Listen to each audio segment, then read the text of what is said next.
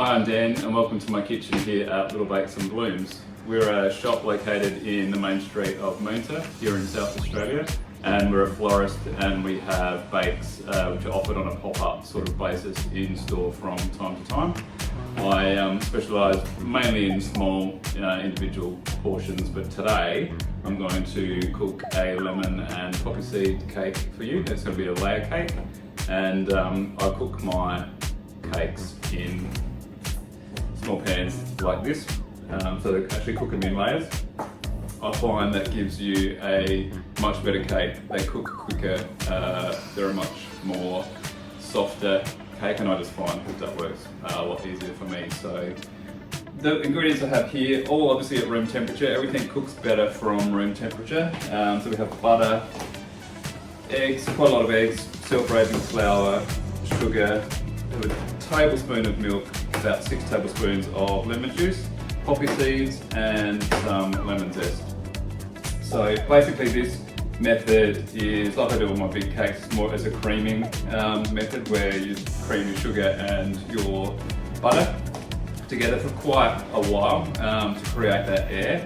There's a couple ways generally you cook cakes or bakes, and usually it's with air or with a chemical sort of raising agent. This has a little bit of that in the self-raising flour, but it's mainly from the air. So there's no bicarb soda or baking soda or anything like that. Just get the little lift from the self-raising flour, but most of it's from creaming the butter and the sugar for about 5 or 6 minutes. So I'm going to be using my stand mixer over here, my K-Mix. This one's got a little bit more root strength rather than the Ready for Week KitchenAid. So what I'll do that, I'll sort of step you through as I can, and yeah, we'll go from there.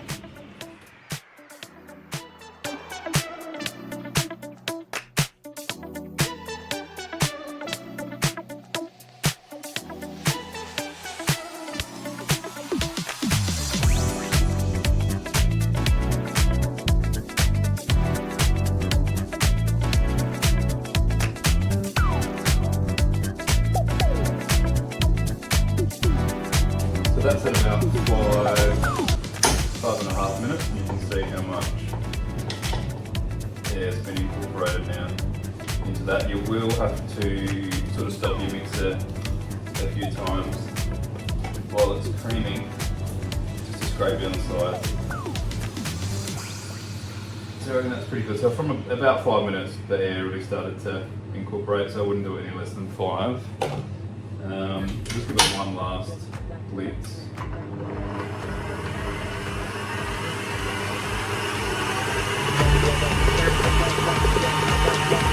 So what we're going to do now is incorporate the eggs, and you want to incorporate them 1 or 2 at a time and just let it mix.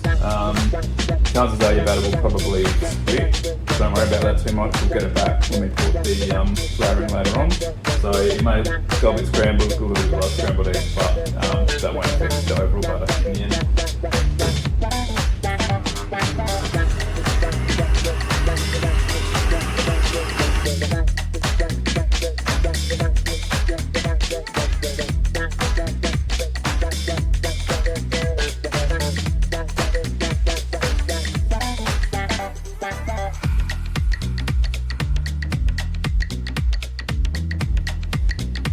Alright, so I've just sifted the flour in off camera, and we'll also add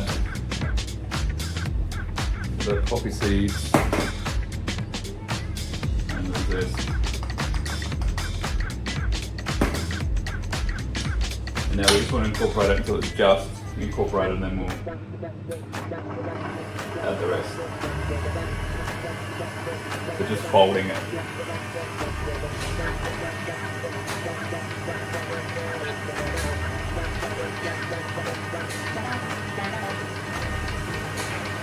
And once we're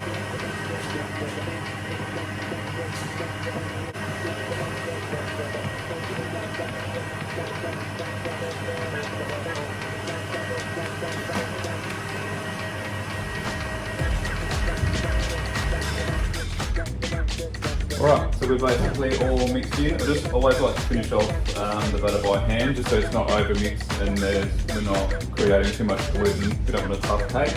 So I'll just finish the rest by hand folding and then we'll put them in the tins.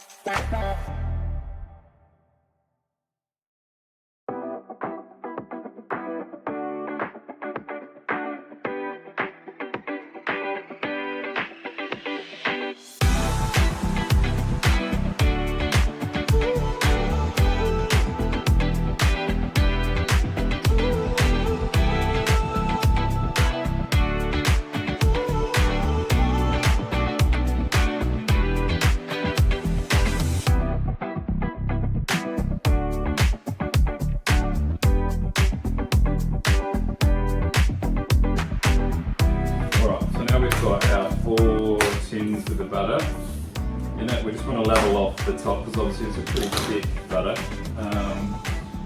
We'll cut the oven out by just using a palette knife.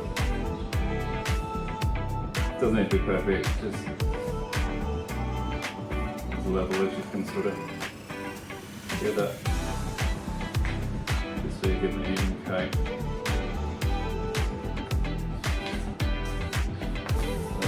So just do that for all 4.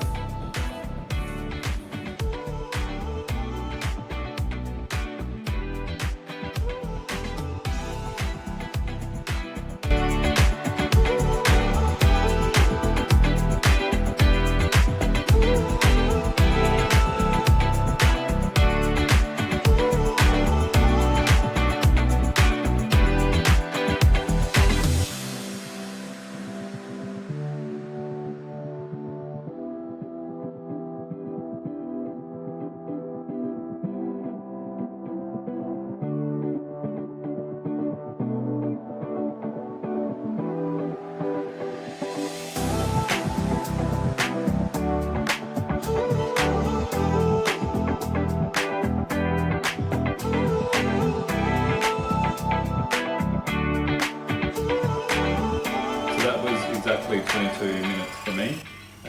You can tell that they're cooked obviously by putting a skewer in, which I would do, but you can tell because they start to pull away from the side of the tin. They pull in, which is a good indication. Still check them anyway just in case. And then another way to test is just to, obviously the finger test, and they'll be focused already. So I'll call them like this for about 10 minutes before I flip them, invert them, and they'll cool upside down. That just helps with the even moisture, I guess, of the cake. And yeah, as you can see, they cook pretty flat, which is another good reason to do them in layers like this. You don't need to cut much off, and you get a thicker sort of slice of cake. So I'll let them cool completely before I cut them, but I'll include that as well. Alright, so they've had about 10 minutes cooling, so I would still just go around with your knife just in case they've stuck it all. Just want to prevent them from something your cake ripping off.